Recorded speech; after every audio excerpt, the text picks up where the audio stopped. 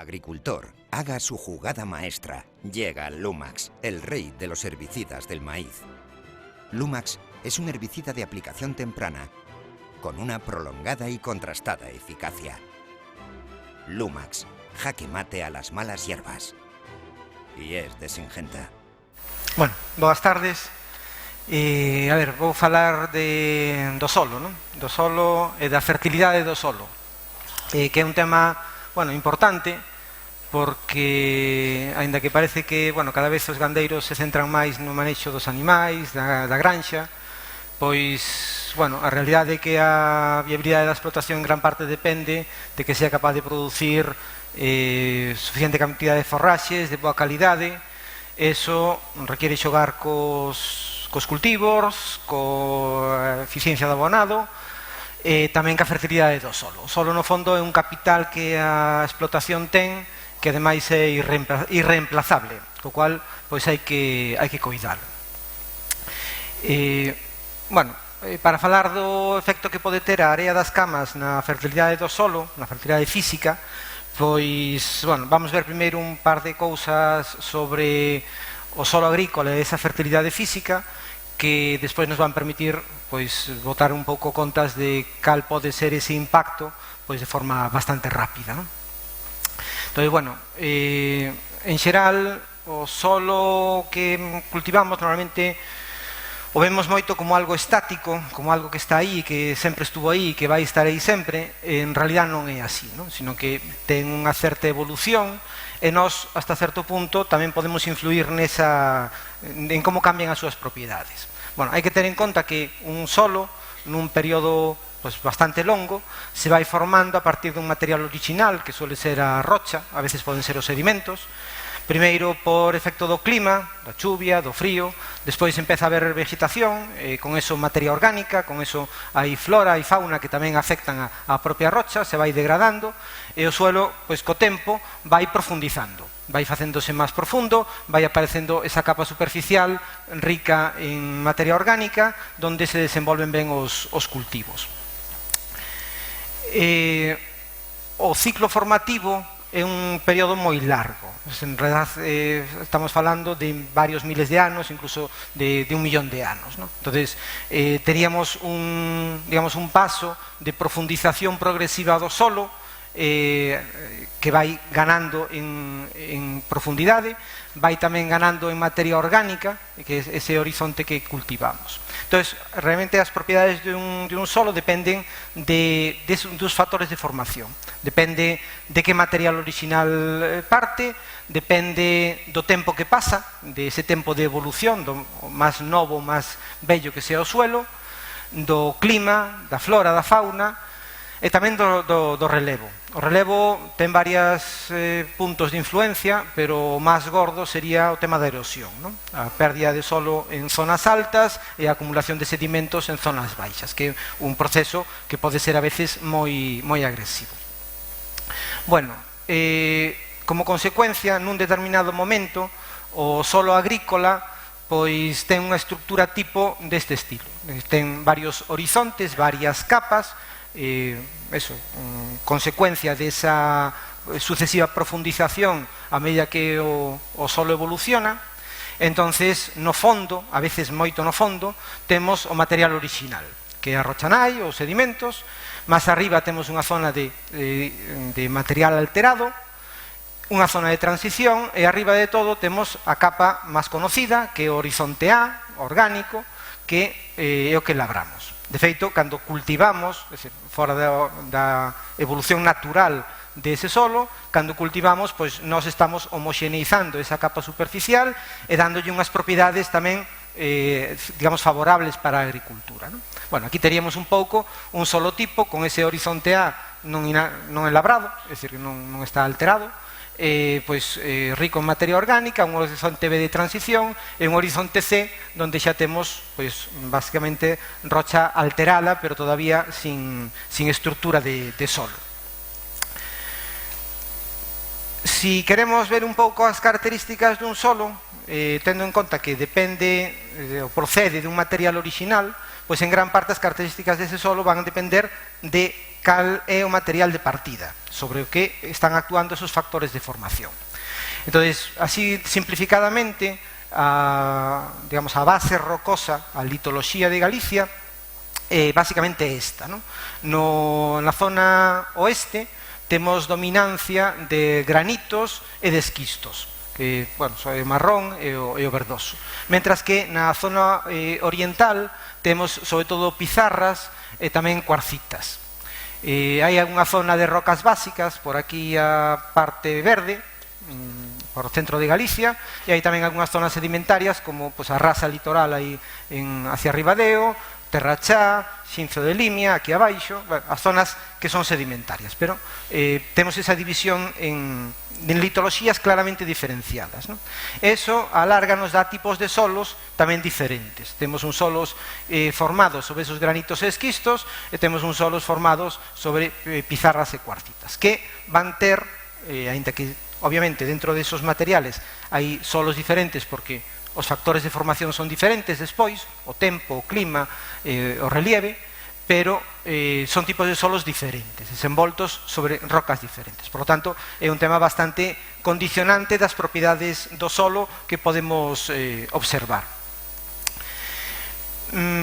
Vamos a ver aspectos da fertilidade, en concreto a fertilidade física, que é o que pode estar alterado, digamos que pode estar afectado pola adición da area. En xeral, a fertilidade é un concepto moi intuitivo, pero difícil de definir, e sobre todo difícil de cuantificar, porque ten moitos aspectos. En xeral, un solo fértil é un solo productivo, un solo que dá boas colleitas e un solo fértil. Pero na práctica poderíamos decir que eso depende de diferentes condicións, de diferentes propiedades. Unhas de tipo máis físico, outras químico e outras de tipo biolóxico. As propiedades físicas son as relacionadas moito ca porosidade, polo tanto ca retención de auga, ca aireación, co drenaxe, tamén co soporte do propio cultivo, ca capacidade de enraizamiento, a extensión radicular, a capacidade de que as raíces se estendan. As propiedades químicas son as máis conocidas, son relativas aos nutrientes, aos fitotóxicos, a todo o que os contido de elementos químicos que poden afectar o crecimiento. E as propiedades biolóxicas, que son tamén grandemente descoñecidas, son todo o que é relacionado ca flora, ca fauna, ca microbioloxía, co movimento, digamos, microbiolóxico dese solo. E que en xeral é moi difícil de medir, ten sobre todo un efecto lateral nas propiedades físicas e químicas. Bueno, o caso é que normalmente nos o que conocemos, porque entran nos análisis, porque tamén manexamos de forma continuada, son as propiedades químicas. Son os nutrientes, o nitróxeno, o fósforo, o potasio, o calcio, a acidez, o encalado. Entonces, eso é algo no que estamos máis ou menos versados, que conocemos e que manexamos con frecuencia. Sin embargo, as propiedades físicas e tamén as biolóxicas son bastante descoñecidas. En concreto, as propiedades físicas son moi importantes porque son difíciles de manexar. É dicir, as propiedades físicas, cando son malas, é dicir, cando nos dan problemas, realmente son moi difíciles de corrixir. Son moi condicionantes do laboreo e de moitos outros aspectos que realmente non podemos modificar máis que moi parcialmente. Por lo tanto, é importante manter esas propiedades físicas no solo e evitar que se degraden, porque esa degradación probablemente sea para sempre, sea, desde logo, moi difícil de revertir. Bueno, vamos a coñecer un poquinho máis desas propiedades físicas que, basicamente, poderíamos centrar na textura e na estructura e tamén nun efecto, digamos, paralelo, un efecto complementario do humus, da materia orgánica.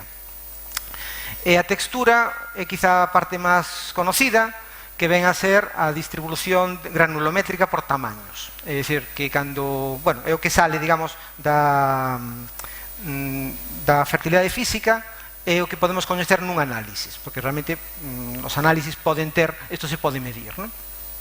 Entón, bueno, nun análisis de solo sempre nos centramos no que se chama o solo fino, que é a parte máis pequena de 2 milímetros, o que está por encima de 2 milímetros, ou son gravas ou son pedras, e iso non entra no análisis. Entonces, dentro de esas partículas menores de 2 milímetros, están clasificadas, digamos, en 3 grupos, que serían a area, o limo e a arxila, que teñen tamaños radicalmente distintos. De feito, un pouco a escala sería esta zona, ¿no? Quer dizer, isto sería a area, isto é o limo e a arxila. A arxila é moitísimo máis pequena. Ese tamaño, esa diferencia de tamaño tan importante, dalles, desde logo, características moi importantes, moi diferentes, en canto a porosidade, en canto a retención de nutrientes, en canto a funcionamento no solo. Xa digo que isto se pode medir, podemos ter un análisis dos porcentaxes de area, de limo, de arcilla, da composición, pero logo despois, a hora de interpretar, normalmente non interpretamos os porcentaxes, sino que utilizamos unhas clasificacións texturais, que eso se saca de un diagrama, normalmente un diagrama como este, un diagrama textural. Tampouco non é único, este é un da USA, do Departamento de Agricultura de Estados Unidos. Entonces, pues, frente a uns datos de arena, limo e arcilla, usamos o diagrama triangular e nos sale a clasificación textural. Con eso podemos intuir algunhas características do solo. Na práctica, aí hai 12 clases texturais, pero dificilmente podemos distinguir 12 tipos de solos. Entonces, na realidad, o que estamos entendendo un solo franco, que sería o solo máis ou menos equilibrado, ben con un funcionamento físico correcto, que estaría aí nesa zona, e os extremos, que serían arcillosos, arenosos ou limosos, ¿no? Xa, pues, un pouco por este lado, serían tirando a limosos, franco tirando a arenosos ou franco tirando a arcillosos. Un pouco a interpretación que máis rápida que se fai. Hai que tener en conta que, por exemplo, a textura franca, se nos damos conta, está bastante baixa respecto da arcilla. Realmente unha textura franca non é que teña un tercio de arcilla, un tercio de limo e un tercio de area.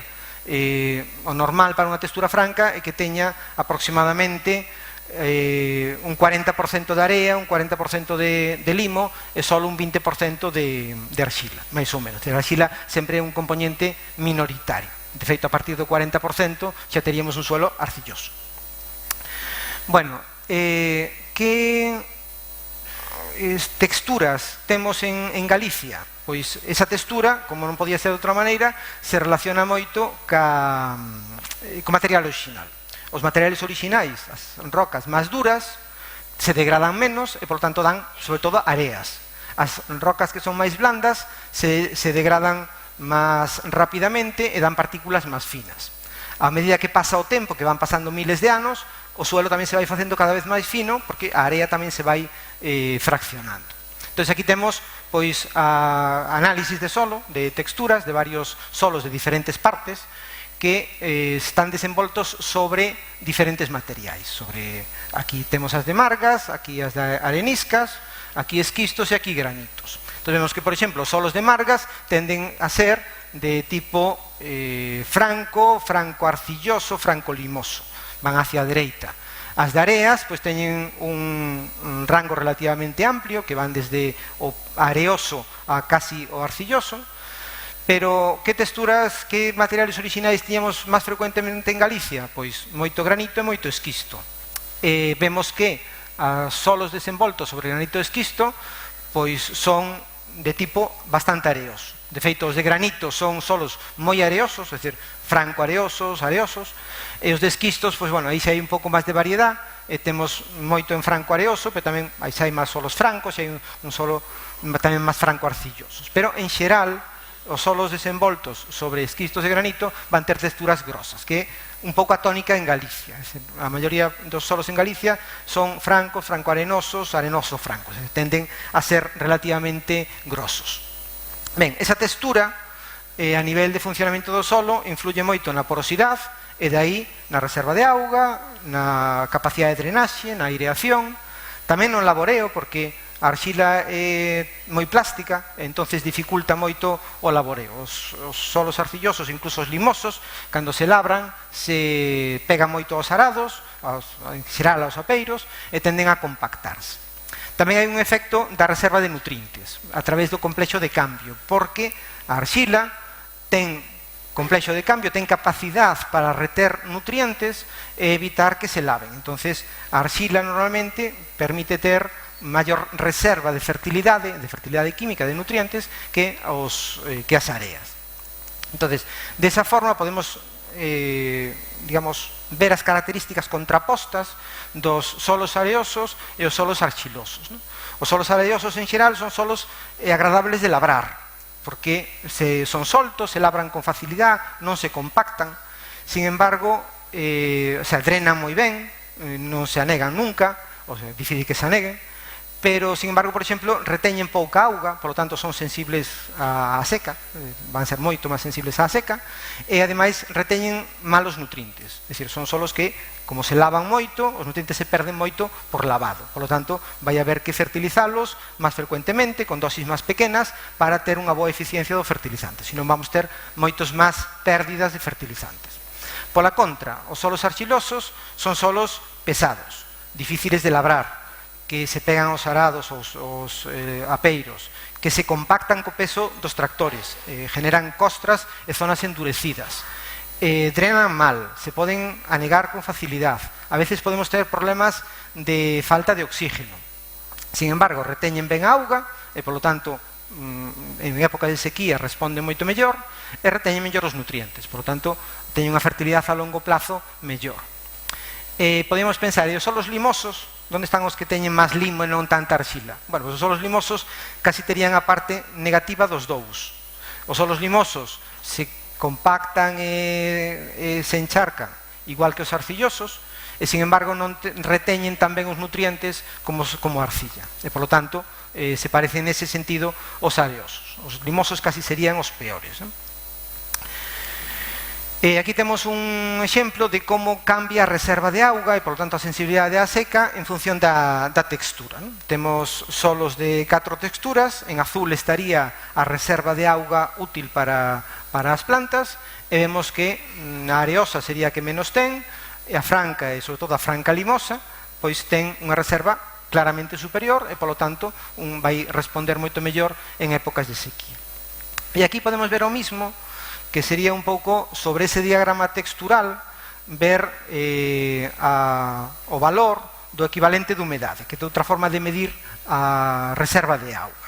Entonces vemos que o equivalente de humedade sube do 10, o 20, o 30, prácticamente na dirección da arcilla. Está un pouco inclinado porque influye tamén o limo, non?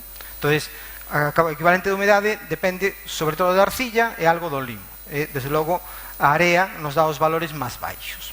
Sin embargo, cando temos en conta máis factores que a propia textura, como é na ecuación esta que temos arriba, vemos que influyen a arcilla, o limo, a area, pero tamén a materia orgánica. Temos aquí unha influencia importante porque ten un valor 1,5 respecto pois, a 0,5, a 0,2 ou a 0,03. Entón xa vemos que o humus, a materia orgánica incorporada no suelo, pode ter un efecto complementario na textura.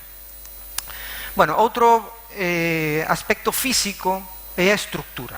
A estructura que é máis descoñecida, esa sí que non se pode analizar nos análisis porque só se pode ver en suelos que non están destruídos, que non están tamizados, que non están secos, que non están muestreados. Entón, a estructura ven ser a capacidade do solo de generar agregados que son pois esos agregados, esos grumos máis ou menos grosos e máis ou menos fortes, máis ou menos resistentes. A estructura pode ter diferentes formas, é dicir, a máis característica dun suelo rico en materia orgánica, sobre todo de pradeiras, é esta granular, é dicir, que teña granos finos, pequenos e redondeados.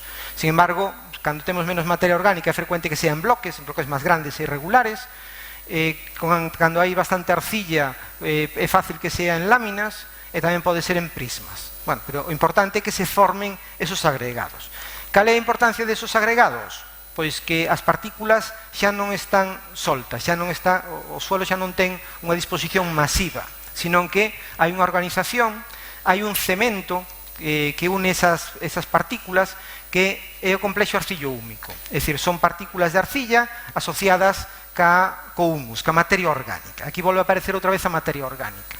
Entonces vemos que as partículas de limo, de arcilla, de area, xa non están soltas, sino que están xuntas. No medio, xuntas e con outras cousas tamén, con outros componentes do solo, componentes orgánicos. No medio quedan incluso poros pequenos de retención de agua, como por exemplo isto. E a importancia no funcionamento físico sería, está, digamos, un pouco esquematizada aquí, non?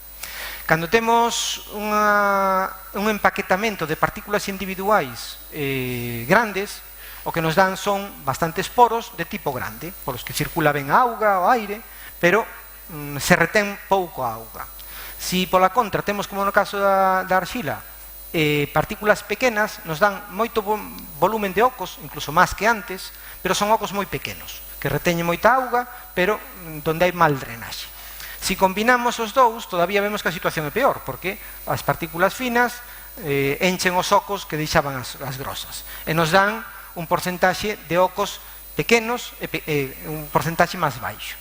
Sin embargo, si esas partículas se agregan, se unen, funcionan como partículas máis grandes, entonces temos, por un lado, poros pequenos aquí no medio, por dentro desos agregados, e poros grandes por fora, polos que pode circular perfectamente a auga e o aire. Entonces temos retención de auga aquí dentro e circulación por fora. Por lo tanto, un funcionamento físico moito mellor. De que depende de que teñamos a estrutura? Pois un pouco xa o vimos, dese cementante que son as arxilas e a materia orgánica. Por lo tanto, a textura no fondo tamén ten unha influencia na propia estructura. E por último, o efecto combinado, o efecto complementario dese humus que xa vimos un pouco, non? En xeral, o humus o que vai favorecer é a formación de estructura e, polo tanto, favorecer a presencia de ocos tanto para drenaxe como para retención de auga. Por lo tanto, un solo que enriquecemos en materia orgánica mellora o seu comportamento físico, mellora a capacidade de reter auga, mellora a capacidade de drenar, o comportamento frente ao anegamento. E tamén se mellora o aspecto de a reserva de nutrientes, porque a materia orgánica, o humus, tamén ten complexo de cambio e nese sentido tamén fai o mesmo labor que fan as arcillas. Por lo tanto, a falta de arxila nun solo se pode pensar con un incremento de humus. De alguna forma, o humus sempre mellora os solos. Cando os solos son moi lixeiros, son arenosos, mellora a retención de auga, mellora a retención de nutrientes. Cando os solos son moi arcillosos, pois os fai máis lixeros. Por lo tanto, sempre é un mellorante. Isto sería un exemplo un pouco gráfico de como parcelas experimentales donde se abona orgánicamente, donde se utiliza continuamente abonos orgánicos e donde se utilizan abonos minerales, pois se pode comportar diferente frente, nese caso, ao anegamento, é dicir, sobre unha choiva importante. Entón vemos como hai cambios patentes nese comportamento físico. Bueno, agora xa estaríamos en situación un pouco de botar unha conta un pouco de realmente cal pode ser a magnitud do efecto que pode ter a area que incorporamos ao solo despois de ter estado nas camas, non? En xeral, obviamente, estamos aportando un material que é inerte, que non se vai descompoñer. Entonces, vamos a aumentar o contido de area do solo, vamos a facelo máis areoso. Ese, digamos, o risco. Hai que ter en conta que a area, se non se descompón, é un efecto aditivo. É dicir, o que fagamos este ano se suma ao que fagamos o ano que ven, e o ano que ven, e o ano que ven, ás veces que sempre que estamos utilizando a area. É dicir, a area non se vai desaparecer do solo, como poden ser os abonos ou como poden ser o purín, non? Que é algo que se queda aí, que non se degrada. Entón, isto sería un pouco un efecto calculando, modelizando como aumentaría o porcentaxe da área do solo cando vamos enterrando e mesturando dosis crecentes, dosis de 500 en 500 toneladas por hectárea. Entonces, depende un pouco de onde partimos, desde un 30 a un 80%, vemos que todas se van enriquecendo de area hacia un 90 e tantos por ciento de area. Eso está, digamos, modelizado pensando en un peso de solo, es decir, de labrar 25 centímetros de profundidade, de mesturar a area con 25 centímetros de profundidade de solo, que poden ser aproximadamente 3.000 toneladas por hectárea. Entonces, o efecto, desde logo, vai ser diferente si temos, con que nivel de area teñamos de partida. Si temos un nivel de area baixo, pois pode ser incluso favorable. Estamos alixerando un solo que sea pesado. Si xa estamos nun 70, nun 80% de area, pois entonces o incremento é máis lento pero é máis peligroso, porque estamos incidindo nun problema que xa ten o solo. Quizá un pouco para velo máis gráficamente, podíamos ver como vai cambiando realmente a clase textural a medida que vamos aumentando a dosis, vamos acumulando dosis. Bueno, si partimos dun solo franco limoso, cada punto que nos movemos á esquerda son 500 toneladas por hectárea, ¿no? Entonces, si partimos de un solo franco arcillo limoso, un solo fino, pois, bueno, evolucionamos hacia o franco. Eso é bon, de feito, aquí botar 2000 toneladas por hectárea sería incluso favorable. Que pasa? Despois, bueno, dosis moi altas xa nos levan hacia a parte areosa, pero inicialmente teríamos un efecto incluso positivo. De feito, é unha técnica de mellora de suelos arcillosos botar area, que o que pasa é que só é unha técnica que sea, digamos, utilizable en superficies pequenas. Ben, que pasa se partimos, por exemplo, dun solo arxiloso? Bueno, pois xa non pasamos polo franco, pero si tendemos a parte areosa e melloramos o suelo tamén, non? Quer dizer que pasamos a un suelo franco arcillo arenoso, que é mellor que un franco arcilloso ou un arcilloso. Si partimos, en cambio, xa de un suelo franco, bueno, pois a pouco que acumulemos dosis de 500, 1000 toneladas por hectárea, xa estamos en suelos con máis característica de areoso. E, bueno, se partíramos, por exemplo, de outro sitio, de un franco arcillo arenoso, pois teríamos esa situación. Un pouco de unha forma vemos a rapidez coa que poderíamos chegar a unhas características arenosas que podrían ser problemáticas. Bueno, poderíamos decir que incluso, bueno, un punto que son 500 toneladas por hectárea non sería unha dosis, sí sería unha dosis sensible, pero todavía sería unha dosis razonable. Quer dizer que pasar de aquí a aquí ou de aquí a aquí non sería un cambio excesivo. Claro, 500 toneladas por hectárea podemos chegar a esa dosis, é unha dosis moi alta realmente. De feito, si repartíramos toda a cama que utilizamos en toda a superficie útil da explotación, pois sería difícil chegar a esas 500 toneladas por hectárea, non? E hai que tener en conta que a conta de alguma forma hai que botala sobre a area seca e limpa, é dicir que o balance podemos facelo sobre a área que compramos, porque basicamente toda a área que compramos ao final vai acabar na fosa de Purín e vai acabar no suelo, non? Entón podemos botar a conta, digamos, de canta área estamos comprando e onde estamos botando, e con eso podemos ver a que dosis puntual nunha parcela concreta estamos chegando. Realmente, se repartimos, pois non hai demasiado problema, non é difícil realmente chegar a 500 toneladas por hectárea, é dicir, hai que estar moitos anos utilizando area para chegar a acumular 500 toneladas por hectárea. Sin embargo, o problema, pois ben, si empezamos a limitar as parcelas, se parte das parcelas están moi lonxe, se hai outras porque non labramos ou porque só labramos ocasionalmente, entonces non lle botamos, entonces empezamos a concentrar a dose xa en menos superficie, entonces aí pode empezar a haber problemas. Entonces sería un tema que habería que ver en que situación estamos e ver se podemos chegar a unha situación que sea comprometida. Hai que ter en conta que é irreversible, entonces bueno, sobre todo as decisións que se tomen debe ser con conciencia.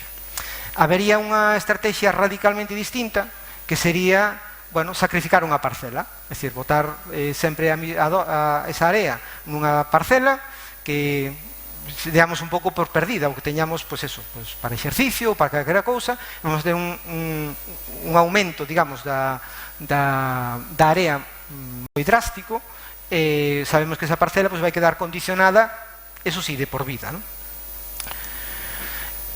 Outra cousa que podemos plantear son técnicas paliativas, é dicir, podemos chegar a dosis altas e evitar os problemas que generan.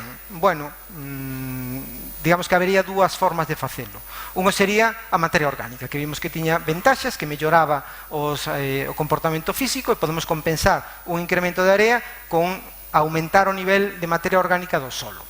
Pero, ollo, que o efecto realmente, para que sea importante, pois sería sobre todo en solos que xa teñen pouca materia orgánica. Claro, se temos un 3% de materia orgánica e pasamos a 5, pois o efecto é sensible. Se temos un 8 e pasamos a 10, o efecto é menos sensible. Por outra parte, hai que ter en conta que se temos xa un nivel relativamente máis alto, aumentalo significa hai que aportar materia orgánica máis da que estamos aportando, facer aportes adicionais. E por outra parte, a materia orgánica non é como a area, a materia orgánica se degrada. Entón, se queremos manter un nivel de materia orgánica alto, hai que estar botando máis materia orgánica continuamente, porque eso sí que no momento que deixemos de botala, o nivel volve a baixar. Por lo tanto, é un tema que non é tan sencillo.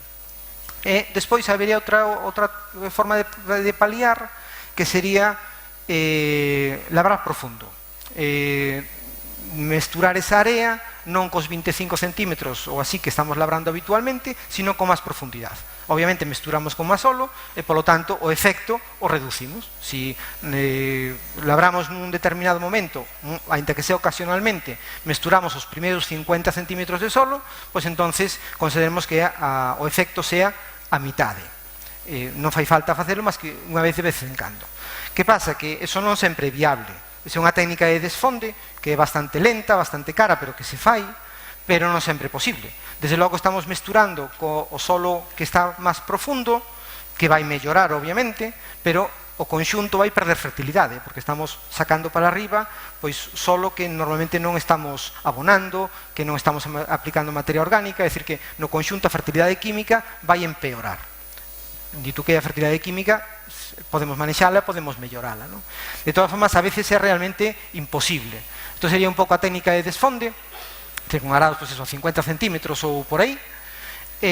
Bueno, isto serían situacións onde realmente non é viable, ¿no? Quer dizer que pasa moitas veces. Hai que saber o que temos debaixo para ver se somos capaces ou se compensa mesturar eso ca parte de arriba. Pues moitas veces non hai suelo, hai unha profundidade que é insuficiente para labrar profundo, ou temos pedra, entonces vamos a sacar pedras para arriba, ou temos un horizonte radicalmente distinto, isto é terrachae, debaixo hai limo, entonces xa vemos que de labrar solo xa se mestura o limo por aquí arriba, que nin se mestura ben, pois obviamente aquí non podemos mesturar. Entonces, é unha técnica que é viable en algúns casos e pode servir pois, para reducir o impacto pois, máis ou menos á mitade, pero solo naqueles casos que se pode facer.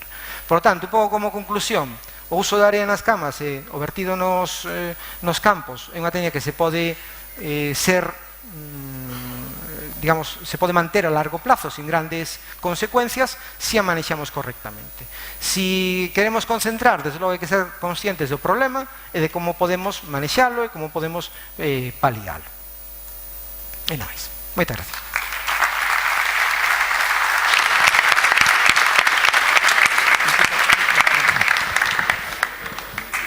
Muchas gracias, Adolfo. ¿Alguna pregunta? Bueno, Adolfo, moitas gracias pola presentación. Desde logo quedou todo bastante claro. Pero eu quería facer unha pregunta que, bueno, tiña esta preocupación polo tema da area, da acumulación de cantidades excesivas, sobre todo en estes solos con maiores dificultades, pero hai un tema que me preocupa especialmente, non?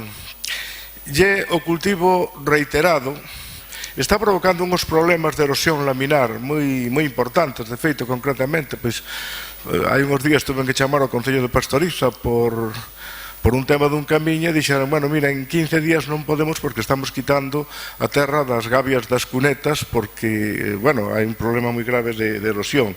Eu teño visto, de feito, antes, cando eu era un rapaz, pois todas as explotacións, todas as casas tiñan o que se chamaba unha aterreadora, que era volver a terra que marchaba outra vez ás partes das que salía. Iso agora mesmo non se está facendo.